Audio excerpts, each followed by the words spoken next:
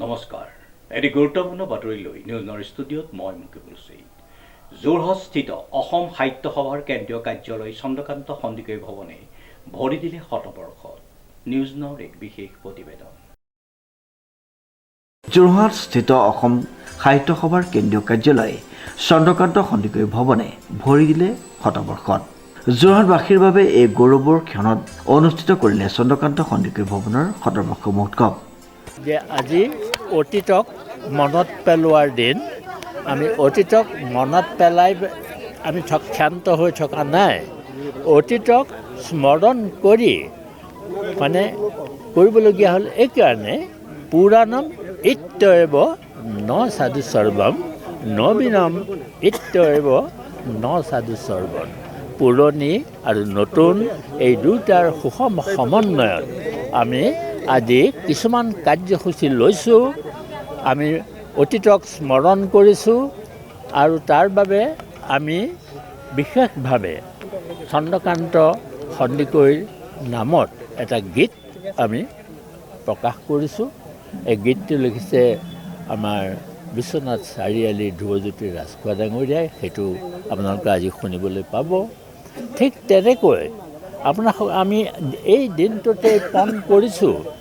ইতিমধ্যে অসমৰ বিভিন্ন ঠাইত বাতৰি কাকতত অসম বুৰঞ্জী অসম্পূৰ্ণ বুলি নানা ধৰণৰ বাতৰি ওলাইছে। আজিৰ এই দিনটোতে আমি আপোনাসকলক প্ৰতিশ্ৰুতি দিব পাৰোঁ যে বৃহৎ অসমীয়া ইতিহাস কম্প্ৰিহেনচিভ হিষ্ট্ৰী অৱ আছাম এইখন আমি জানুৱাৰী 1 তাৰিখৰ পৰা কাম আৰম্ভ কৰিম। পূৰা 10 মাহৰ ভিতৰত এই কম্প্ৰিহেনচিভ হিষ্ট্ৰী অৱ আছাম এই গ্ৰন্থখন আমি প্ৰকাশ কৰিম। আৰু আজিয়ে আমি এটা ঘোষণা কৰিবলৈ পাই লাভ কৰিছোঁ পৰম আনন্দ।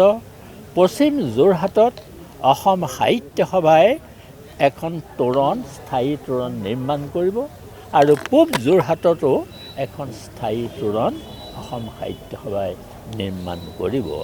এই বৰ্ষত আমি অসম সাহিত্য সভাই বৰাক ব্ৰহ্মপুত্ৰৰ মাজত আমি যিটো সমন্বয় সাধিলোঁ, আজি চন্দ্ৰকান্ত সন্দিকৈ ভৱনৰ শতবৰ্ষ মুহূৰ্তত মই ঘোষণা কৰিবলৈ পাই আনন্দ পাইছোঁ। শিলচৰ, হাইলাকান্দি আৰু শ্ৰীভূমিত চন্দ্ৰকান্ত সন্দিকৈৰ 3টা ভৱন, এইটো আৰ্হিতে 3টা ভৱন নিৰ্মাণ হ'ব এই 2026 বৰ্ষৰ ভিতৰতে। গতিকে মই অসম সাহিত্য সভাই আজিৰ এই মধুৰ ক্ষণত অতীতক সোঁৱৰণ কৰাৰ কালচোৱাত আমি কিছুমান আঁচনি মনে মনে আৰম্ভ কৰিছোঁ আৰু সেই আঁচনিখিনি কাৰ্যকৰী কৰি অসম সাহিত্য সভাক জাকৰ পিছপৰা চৰাই হৈ থাকিবলৈ আমি নিদিওঁ। সেইকাৰণে এওঁৰ এটা কথা মই আপোনাসকলক কৈছোঁ, সামাজিক মাধ্যমক বাদ দি আজি জগতখন বিভিন্ন খা খবৰ পোৱাটো সম্ভৱ নহয়। সেইকাৰণে সামাজিক মাধ্যমত বহুতো সাহিত্য, উৎকৃষ্ট সাহিত্য ৰচনা হৈছে। আপোনাসকলে শুনি সন্তোষ পাব যে সামাজিক মাধ্যমৰ সাহিত্য বুলি গল্প, উপন্যাস আৰু প্ৰবন্ধৰ 3টা সংকলন আমি 2026 চনৰ ভিতৰতে প্ৰকাশ কৰিম। এনেধৰণৰ অসংখ্য কাৰ্যসূচী আছে। সময়ত আপোনাসকলক নিমন্ত্ৰণ কৰি মই উল্লেখযোগ্য যে শিৱসাগৰ, যোৰহাট, গোলাঘাট, চৰাইদেউ আৰু মাজুলী সাহিত্য সভাই অংশগ্ৰহণ কৰিলে অনুষ্ঠানত। বিভিন্ন জাতি জনগোষ্ঠীৰ মিলনেৰে নগৰৰ মাজত বিশাল সমন্বয় শোভাযাত্ৰা। এই শুভক্ষণত অনুভৱ ব্যক্ত কৰিলে অসম সাহিত্য সভাৰ সভাপতি বসন্ত কুমাৰ গোস্বামী আৰু যোৰহাট সমষ্টিৰ বিধায়ক হিতেন্দ্ৰনাথ গোস্বামীয়ে। নাই, এইটো এটা আমাৰ বহুত দিনৰ এটা ইচ্ছা আছিল। মই নিজে এনে সাধাৰণতে অনুষ্ঠানবিলাকৰ দায়িত্ব নলওঁ। বিধায়ক হিচাপে মোৰ অকণমান ৰাজনৈতিক এটা গুণ থাকে ন, মই সেইকাৰণে নলওঁ। কিন্তু এই অসম সাহিত্যৰ পৰা কথাটো আজি নহয়, আমি আগৰ পৰাই ভাবিছিলোঁ। মাজতে কিছুমান বিশৃংখল হ'লে আপুনি জানে, সাহিত্যৰ পৰা কিছু কথা মনত আছে চাগে। কিন্তু সেই বিশৃংখলৰ পৰা শৃংখলতা অনাৰ ক্ষেত্ৰত বসন্ত গোস্বামী ডাঙৰীয়াই যথেষ্টখিনি কষ্ট কৰিছে আৰু সেইকাৰণে মই তেওঁক সহযোগ কৰিবৰ কাৰণে আগবাঢ়ি আহিছোঁ। এইটো আমি অসমীয়া জাতিৰ পৰিচয় হৈছে অসমীয়া ভাষাটো।